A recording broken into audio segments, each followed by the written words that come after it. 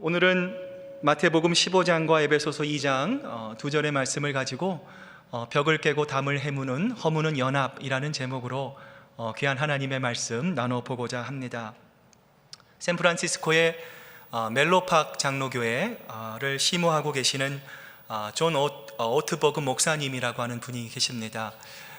이 목사님께서 과거에 5살, 또 7살, 9살짜리 딸들과 함께 우리가 살고 있는 이곳 캘리포니아를 떠나서 사모님의 말씀을 빌리면 하나님이 다리미로 쫙 펴놓은 것 같은 시카고 북서쪽에 있는 한적한 교회로 이사를 하게 되었다라고 합니다.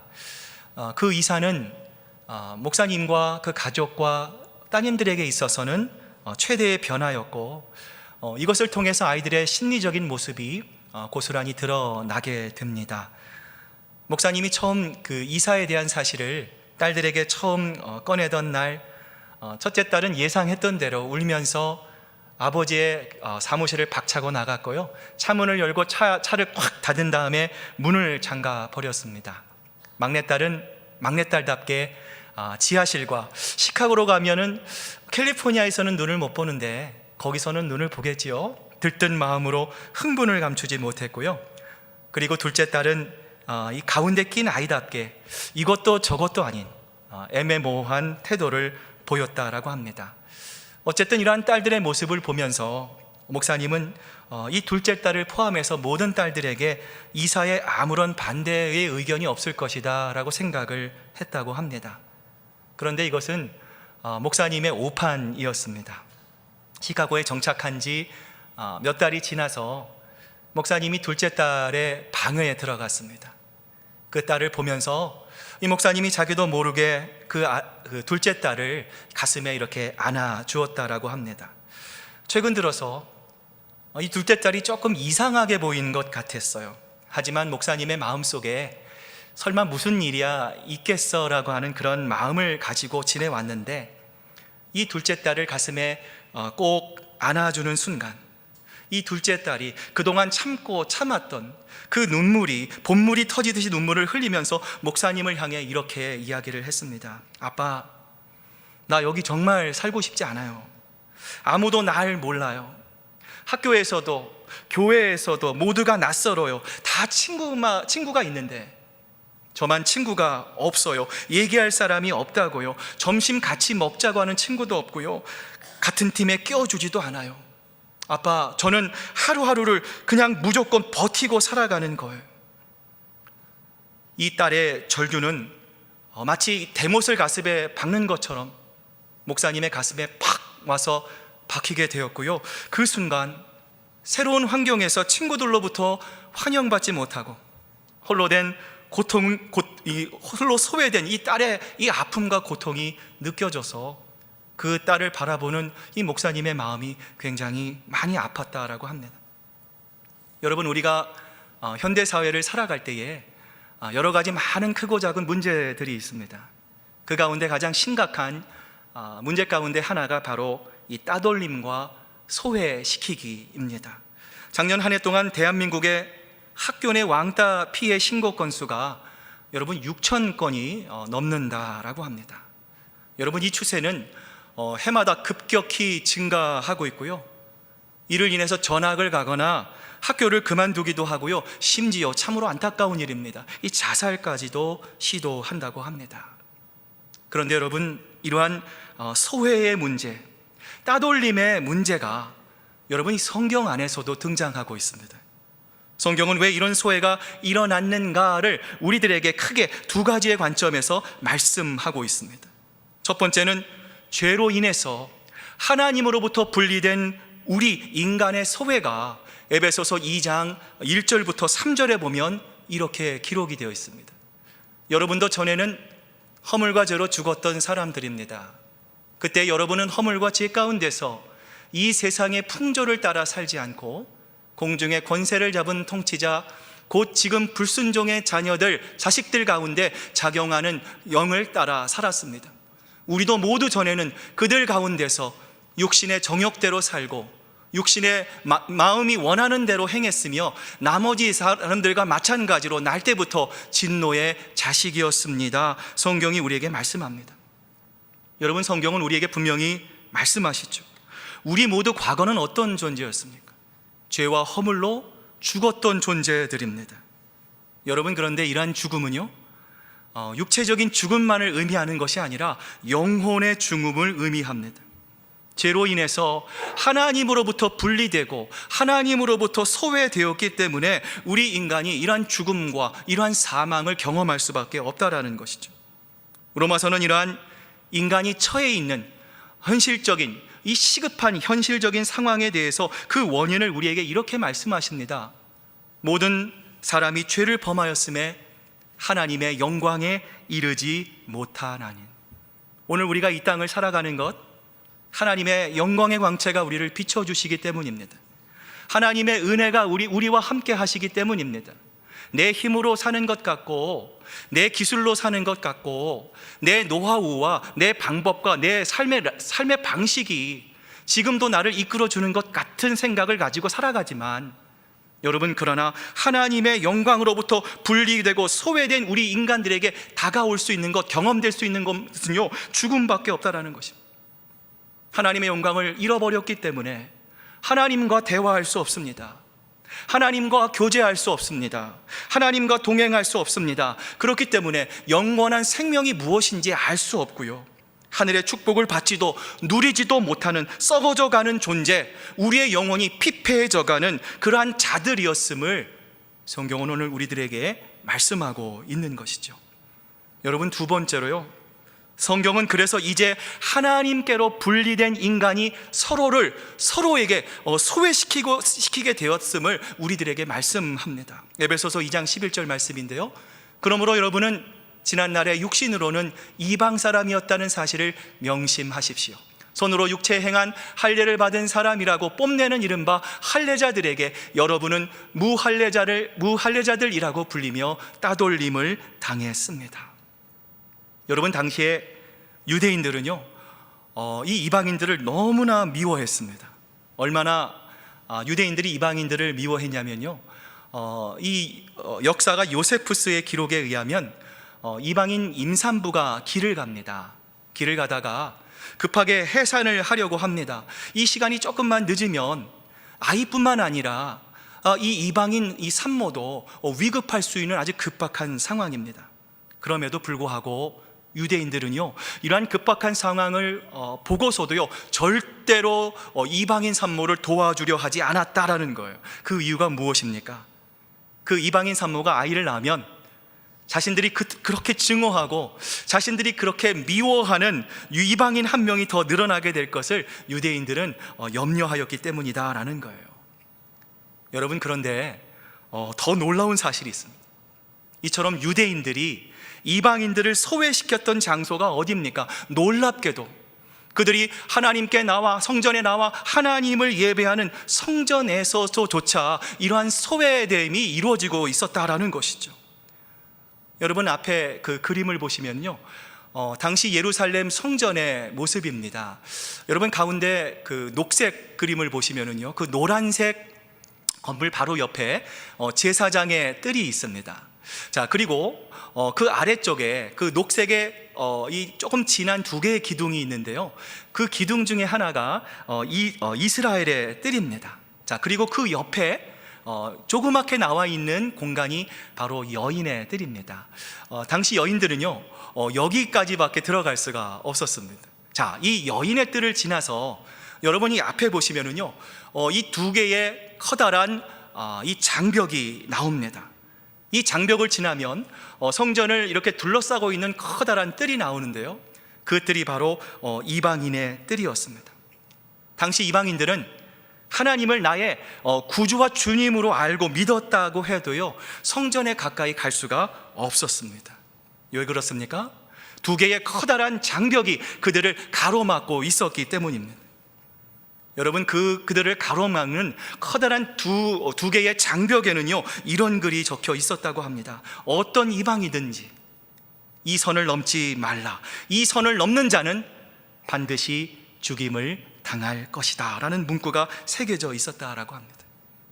여러분, 이처럼 나는 하나님의 말씀을 받은 사람이다, 나는 하나님의 선택된 백성이다 라고 하는 유대인들의 이러한 이 자부심은요, 이방인들을 우리와는 전혀 다른 사람으로 소외시켰습니다.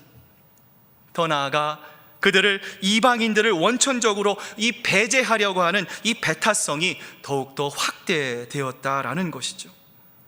여러분, 그런데 이러한 배타성에 대한 속성은요, 오늘날에도 그 위력을 멈추지 않고 끊임없이 우리들의 마음속에서 우리를 지배하려 한다라는 것입니다. 여러분, 이러한 관점에서 C.S. 루이스라고 하는 분이 있습니다. 이분이 우리 안에 존재하는 이 배타성의 문제를 이 안쪽 고리, 더 이너 링이라고 하는 그의 글에서 이렇게 설명하고 있습니다. 사회와 학교와 교회와 직장, 그 어디를 보아도 안쪽에 소수 집단이 있다. 이 집단은 대개 공식적인 집단은 아니다. 이를테면 누구를 받아들일지 투표하지는 않는다. 하지만 별명과 그들만의 농담 등 이러한 미묘한 부분에서 누가 그 집단에 소속되었는지 드러난다라고 이 C.S. 루이스는 이 책에서 우리에게 이렇게 말을 합니다. 제가 고등학교를 다닐 때 지금 생각해도 별로 유쾌하지 못한 기억이 있습니다. 학교는 무엇입니까? 학생들이 선생님을 존경하고 또 공부를 하면서 앞으로 장차 이루어지진 않았지만 그 꿈을 쫓아서 내가 하고 싶은 그것들을 공부를 통해서 이루어지는 장소가 바로 학교 아니겠습니까? 근데 제가 이 학교를 다닐 때만 해도요, 단순히 이 학교는요, 공부를 잘하는 학생, 공부를 못하는 학생으로 나눠졌습니다. 여러분, 그래서 수업을 같이 받다가도요, 공부를 좀 잘하는 학생은 우등반으로, 그리고 공부를 좀 남보다 못하는 학생들은요, 열등반으로 이렇게 나누어져 가지고요, 분리해서 공부를 했습니다. 이러한 상황 속에서 많은 학생들이 이제 학교조차도 우리를 포기하는구나, 정말 학교가 아니라 점수를 잘 받는 기계로 만드는 그 학교가 이제 그것으로 전락해 버렸구나, 자조적인 목소리를 내는 학생들도 있었고요, 또 반대로 하루라도 빨리 이 열등반에서부터 벗어나서 우등반에 들어가서 그곳에 있는 학생들과 어울리는 사람이 되기 위해서 열심히 이렇게 애쓰는 학생들도 있었습니다.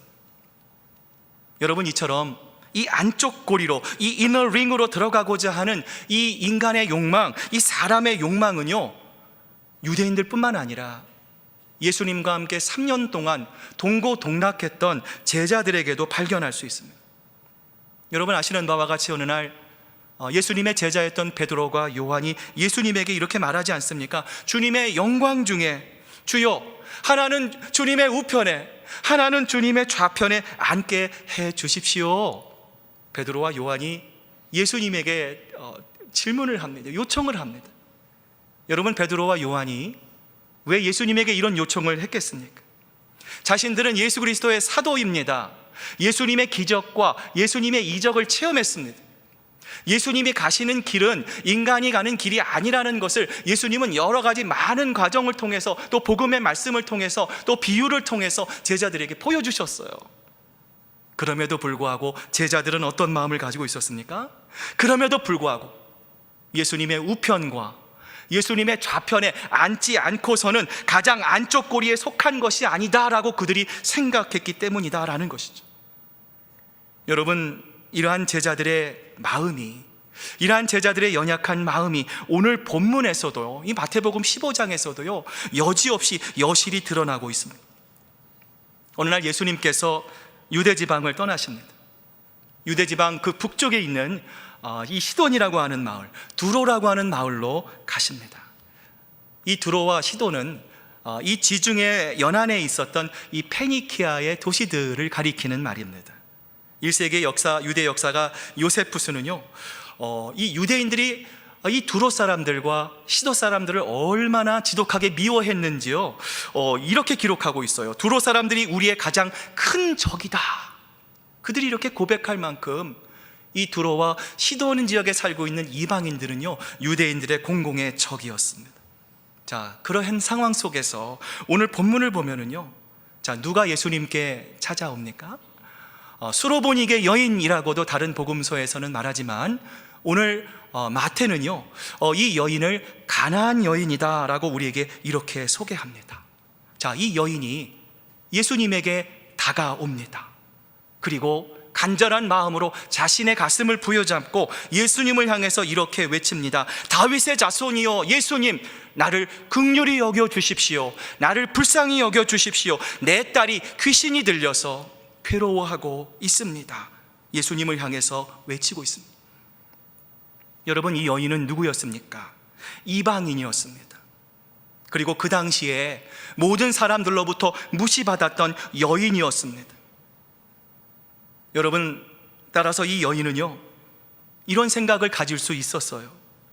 나를 소외시키고 나를 왕따시켜온 유대인들에게 다가가서 도움을 요청하고 도움을 호소해도 예수님도 유대인이시니까 아마도 그들은 절대로 자기를 거들떠보지도 않을 것이다.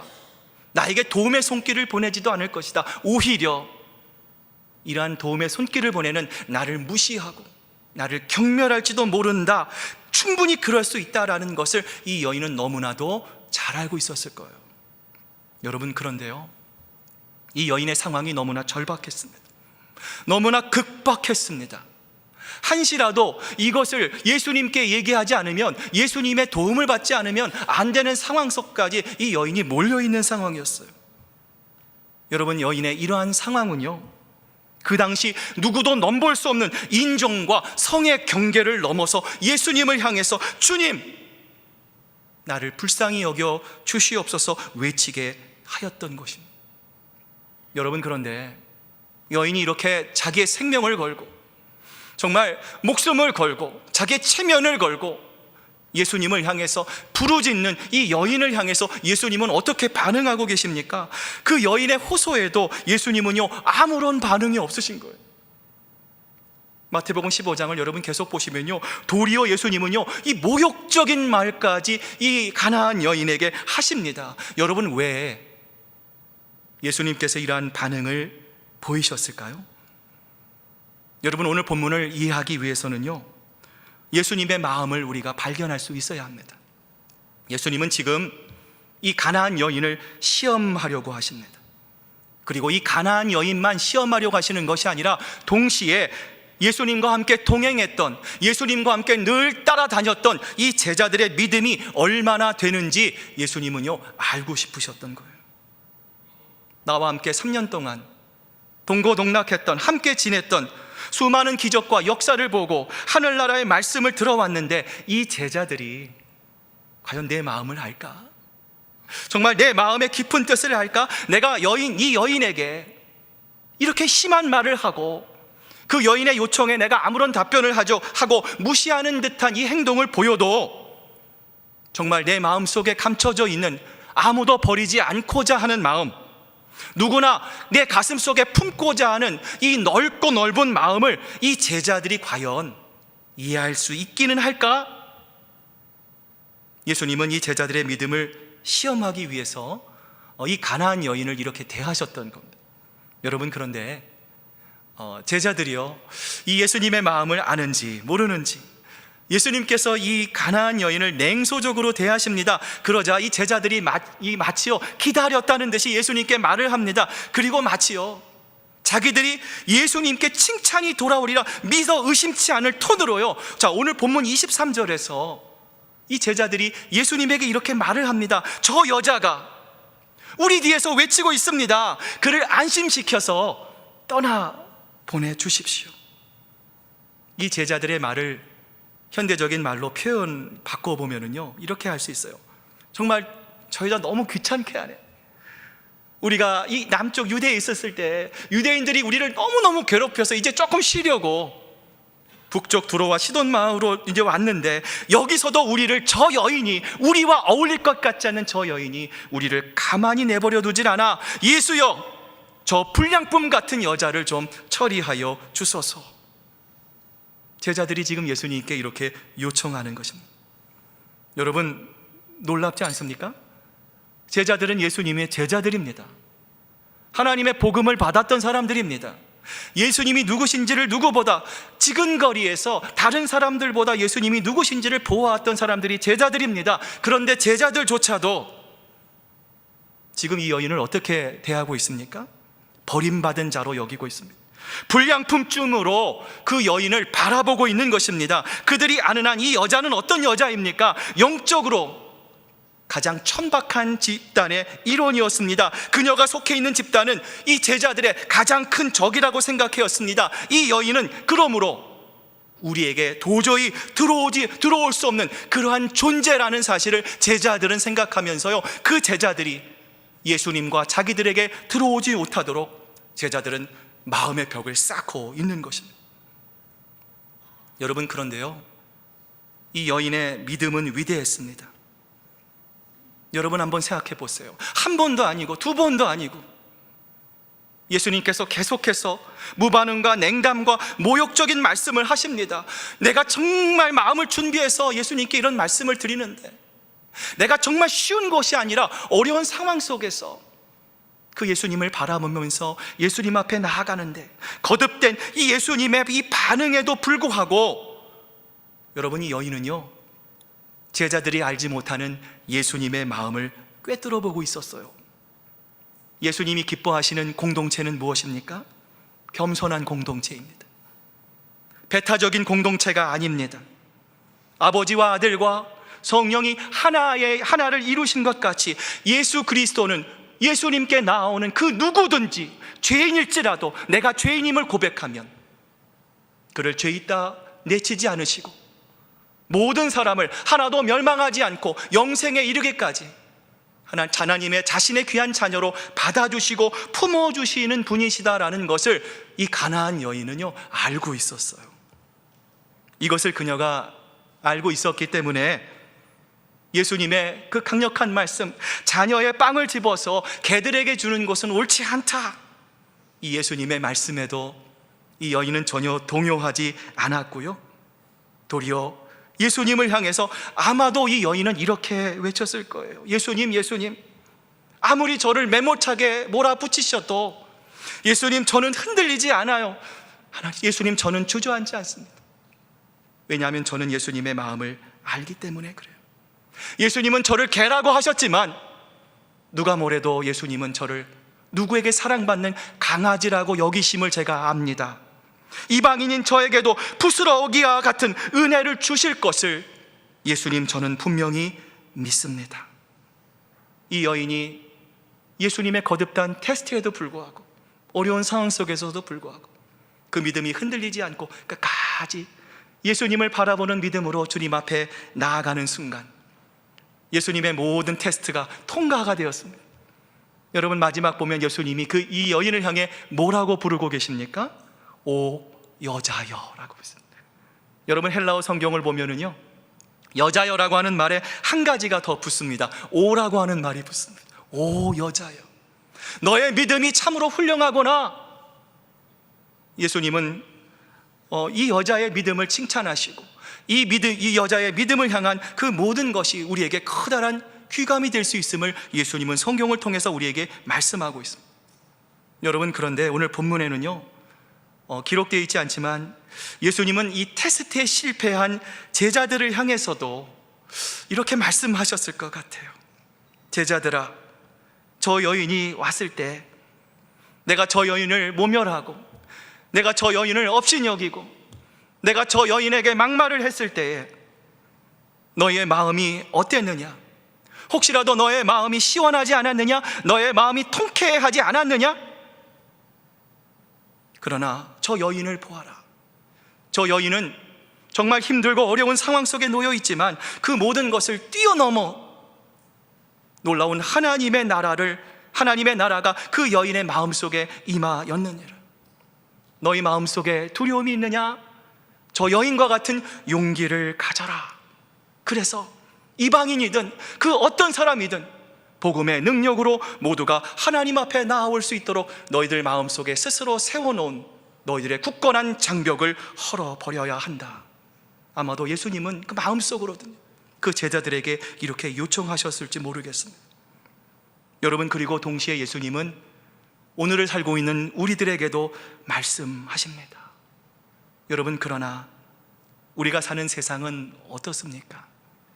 하나님의 말씀을 우리가 듣고 하나님의 말씀 가운데 우리가 아멘 고백하지만 우리가 사는 이 세상에는 여전히 굳건한 담들이 너무나 많이 있습니다.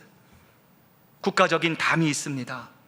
지역적인 담이 있습니다. 남녀노소 간의 담, 여러 가지 담들, 보이지 않는 담들이 우리 주변에 너무나 많이 존재하고 있습니다. 혹시라도 우리 안에 제자들과 같이 보이지 않는 담을 지금도 쌓아가고 있지는 않습니까?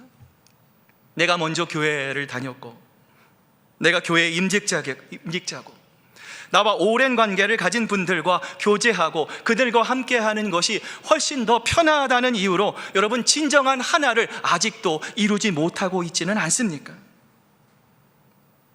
여러분, 이러한 관점에서 우리가 정말 하나님 안에서, 그리스도 안에서 하나가 되기 위해 필요한 것이 있다라면 여러분, 무엇이겠습니까? 오늘 세 가지를 같이 살펴보면서 오늘 설교를 마치고자 하는데요, 첫 번째는 고린도후서 6장 11절부터 13절에 나와 있는 대로 우리의 마음을 넓혀야 합니다. 여러분, 고린도 교회를 향한 사도 바울의 이 사랑은요, 희생적인 사랑이었습니다. 여러분, 그러나 우리가 아는 바와 같이 고린도 교회는요, 분쟁이 끝이지 않는 교회였습니다. 이 분쟁을 통해서, 다툼을 통해서 고린도 교회 교인들의 마음이요, 굳어져 갔습니다. 그들이 서로를 향해서 굳건한 담을 쌓았을 뿐만 아니라 이것을 통해서 고린도 교회는요, 이 사람들의 손가락질까지 받게 되었다라는 것이죠. 이러한 고린도 교회를 바라보면서 바울은 그들을 향해서 여러분, 옹졸하지 맙시다. 여러분의 마음을 넓히십시오. 고린도후서 6장 13절에서 이 사도 바울은요, 이 고린도 교회와 교인들을 향해서 마음을 넓힐 것을 요청을 합니다. 여러분, 언제 우리의 마음이 넓어집니까? 내가 마음을 넓히고 싶다라고 해서 여러분, 우리의 마음이 저절로 넓혀집니까? 아니지 않습니까? 하나님께서 우리에게 은혜를 주셨을 때 내 힘과 내 능력과 내 방법이 아니라 주님 전에 나와서 하나님, 오늘 하나님 비록 똑같은 일상을 살았지만 하나님, 놀랍지 않습니까? 내가 걸어서 왔습니다. 하나님, 내가 운전을 했습니다. 하나님, 내가 이 옹졸한 내가, 하나님, 이 마음이 굳어버린 내가, 하나님 은혜를 통해서 내 마음을 열어주셔서 오늘 주님 전에 나와 하나님, 이런 이 시간에 하나님 앞에 무릎 꿇고 기도하고 말씀 듣고 나라와 민족을 위해서, 교회를 위해서, 하나님, 나와 다른 내가 모르는 사람들을 위해서 기도할 수 있는 것, 하나님, 이것이 하나님의 은혜입니다. 그 하나님의 은혜를 경험한 사람만이 어떻습니까? 내 마음을 넓힐 수 있는 것입니다. 여러분, 하나님께서 우리의 마음을 넓혀주시면은요, 일어나는 두 가지 변화가 있습니다. 여러분, 사람의 성향이 바뀌는데요, 칭찬하는 사람에서 격려하는 사람으로 성향의 변화가 일어나게 됩니다. 서울의 한 동네를 청소하는 그 환경미화원이 있었대요. 이분이요, 자기 직업에 대해서 회의를 가지고 있었다고 합니다. 불만족스러웠습니다. 언젠가 내가 이 냄새나는 일을 그만둬야지, 이렇게 마음을 먹으니까요, 하루하루가 지겹고요, 하루하루가 힘든 날의 연속이었대요. 그런데 언젠가부터 이 청소부의 얼굴이 밝아졌습니다. 일을 할 때 급기야는요, 이 콧노래를 부르면서, 여러분, 우리가 맛있는 음식을 볼 때도 기분이 좋으면 노래가 나오잖아요. 노래를 부르면서 청소를 하더라는 거예요. 여러분, 이 청소부를 변화시킨 것이 누구입니까? 어느 날 낙심한 이 환경미화원에게 부인이 이렇게 얘기를 했어요. 여보, 나는 우리 동네를 깨끗하게 청소하는 당신이 이 세상에서 제일 자랑스러워요. 당신의 수고와 정말 여름에 이 썩은 냄새를 맡아가면서 청소를 하는 당신의 수고가 없다면 아마도 우리 동네는요, 쓰레기 더미로 뒤덮였을 거예요 라고는 부인의 격려 한마디였다는 거죠. 여러분, 칭찬과 격려는 차이가 있습니다. 칭찬은요, 상대적인 것입니다. 어떤 일을 잘했을 때 잘했습니다, 굿잡입니다, 여러분, 이렇게 하는 것이 칭찬이라는 거예요. 여러분, 그러나 격려는요, 조건적인 것이 아닙니다. 그 일을 잘 처리하지 못했을 때, 잘하지 못할 때에도 할 수 있는 것이 바로 격려라는 거예요. 여러분, 이러한 점에서 우리 예수님은요, 늘 뒤처지고 하나님의 기준에서 봤을 때 한참 함량 미달인 우리를 어떻습니까? 오래 참으심으로 격려해 주시는 분이시다라는 거예요. 예전에 어느 부부가 어느 아이를 이렇게 입양을 했습니다. 너무 사랑했어요. 사랑을 주고 정성을 주고 막 이렇게 새 옷도 입혀주고 맛있는 음식도 주고. 그런데요, 엄마 아빠가 출근을 하면은요, 아이들만 있는 거예요. 그런데 이 아이들이요, 먼저 있었던 아이들이요, 이 입양한 아이를 싫어합니다. 너 저리 가, 우리 같이 밥 먹지 마, 막 이렇게 따돌립니다. 엄마 아빠는 이 입양된 아이를 사랑하지만 함께 항상 있는 이 아이들이 이 입양한 아이를 사랑하지 않는다면, 그들의 마음속으로 이들을 영접하지 않는다면, 여러분, 이 가정에 입양된 아이는요, 진짜 행복한 아이겠습니까? 여러분, 우리 교회에 해마다 많은 새가족들이 옵니다. 여러분, 새가족들은요, 담임 목사님의 격려도 필요합니다. 또 부교육자들의 이 보살핌도 필요합니다. 그러나 우리 새가족들이 일상에서 만나는 선교회에서, 구역에서, 파킹장에서, A카페에서, 친교실에서, 복도에서, 일상에서 만나는 여러분들의 그 격려와 여러분들의 어떤 그 말 한마디에 따라서 정말 이분들의 마음이 열릴 수 있다는 것을 우리가 기억해야 합니다. 성경은 우리에게 분명히 말씀하십니다. 서로 돌아보아 사랑과 선행을 격려하십시오. 여러분, 또한 우리의 마음이 넓어지면 나타나게 되는 변화는요, 예전에는 나와 익숙한 사람들만 관계를 했어요. 그러나 내 마음이 넓어짐을 통해 이제는 나와는 상관없는 사람들과도 관계를 맺기 시작한다라는 것입니다.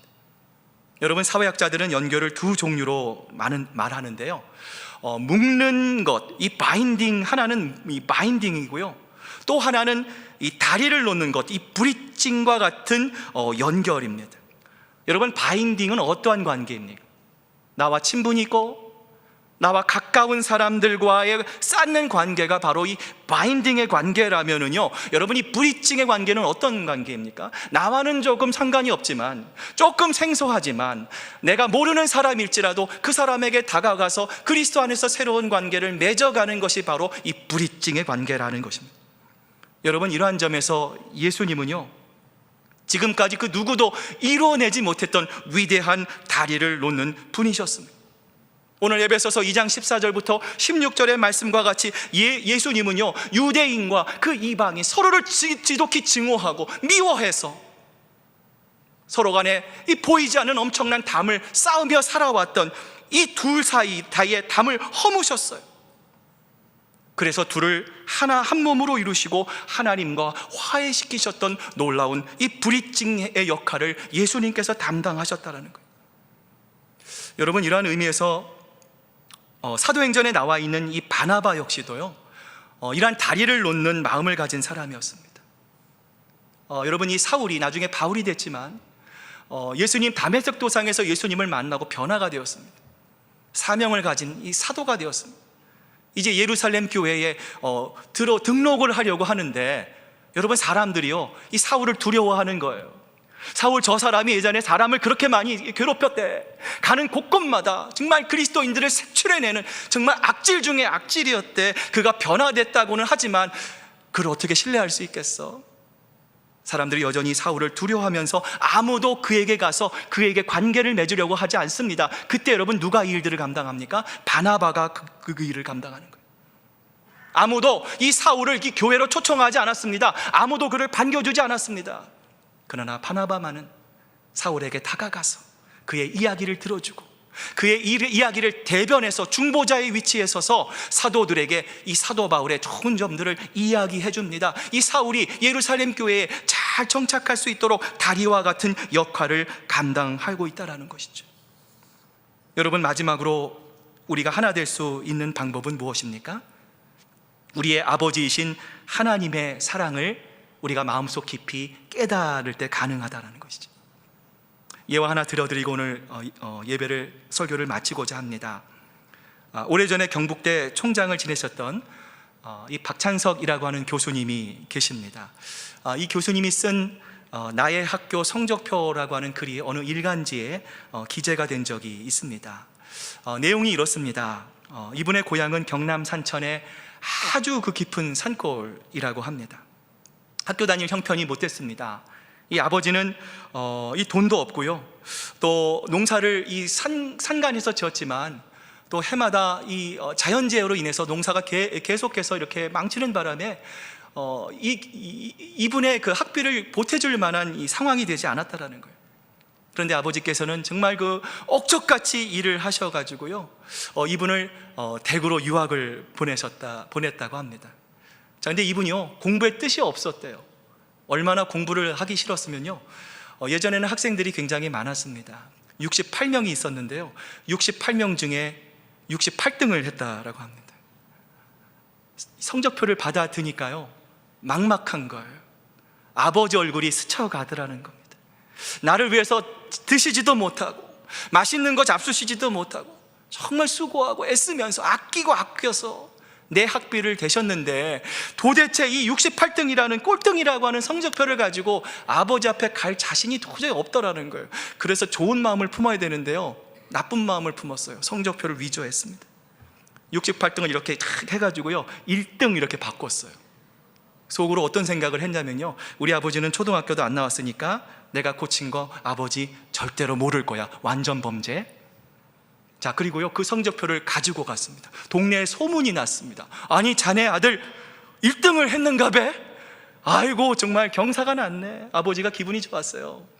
재산 목록 1호인 돼지를 잡아가지고요, 마을 사람들에게 대접을 하기 시작했습니다. 일이 점점 커지는 거예요. 이분이요, 걱정되는 거예요. 마음에 자책감이 들기 시작하는 거예요. 아버지 사실은요, 얘기하려고 하는데요, 얘기가 안 나오는 거예요.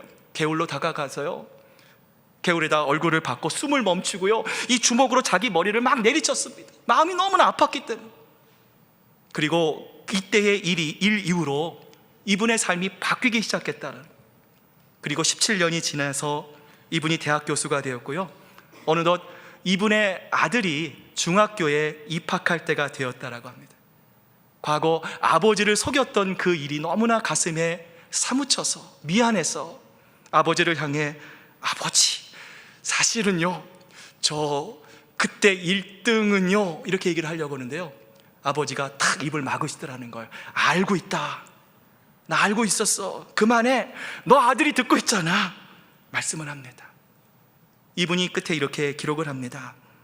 자식의 위조한 성적을 알고서도 자신의 전 재산이었던 재산 목록 1호인 돼지를 잡아 잔치를 하신 부모님의 마음을 지금 박사가 된 지금도, 지금 아버지, 그때의 아버지보다 더 나이를 먹어버린 지금도 도저히 나는 아직도 아버지의 마음을 알 수가 없습니다.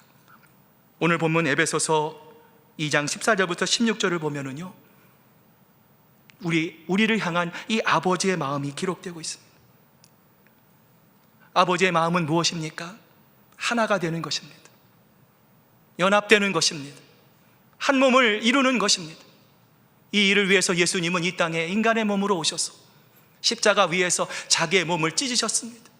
휘장을 찢으셨습니다. 그 찢으신 길로 인해서 누구든지 예수의 이름을 부르는 사람은 하나님께로 나아가게 되었습니다.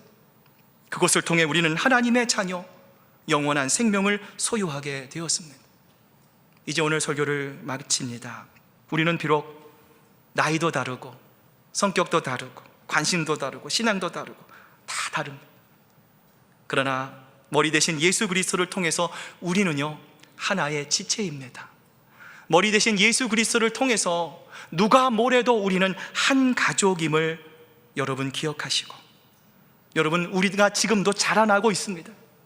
하나님의 온전한 성전으로 자라나기까지 조금 자라난 사람도 있고요, 중간 자라난 사람도 있고요, 아직 시작도 하지 않은 사람도 있습니다. 그러나 우리가 주님 안에서 서로 인내하며 격려하며 모두 함께 하나님의 온전한 성전으로 자라나기까지 함께 성장하며 우리의 담을 깨고 허물며 하나님께서 가장 기뻐하시는 아름다운 연합, 온전한 연합을 이루어내는 우리 선한목자교회의 공동체가 되시기를 바랍니다. 기도하시겠습니다. 사랑과 은혜가 충만하신 하나님, 오늘 새가족부 헌신 예배로 주님 앞에 나아갈 수 있도록 인도하여 주신 하나님께 감사를 드립니다. 오늘 우리가 이 자리까지 올 수 있었던 것은 먼저 하나님의 은혜와 우리의 연약함에도 불구하고 인내로서 격려하시며 또 함께 하며 눈물로 기도해 주셨던 예수 그리스도와 사랑하는 교우들의 돌봄과 기도의 결과임을 저희들 기억하고 있습니다. 우리가 이런 사랑과 돌봄을 통해 성장하여 여기까지 올 수 있었듯이 이제 우리도 예수님과 같이, 그리고 바나바와 같이 나에게 편한 사람들과의 관계를 넘어서 더 넓은 마음을 가지고 서로 돌아보며 사랑과 선행을 격려하며 이것을 통해 우리 마음속에 있는 담을 헐고 무너뜨리며 더 나아가 하나님이 원하시는, 하나님이 가장 기뻐하시는 아름다운 연합을 이루어내는 저희들 될 수 있도록 하나님 우리를 사용하여 주시옵소서. 감사드리며 예수님의 이름으로 기도드립니다. 아멘.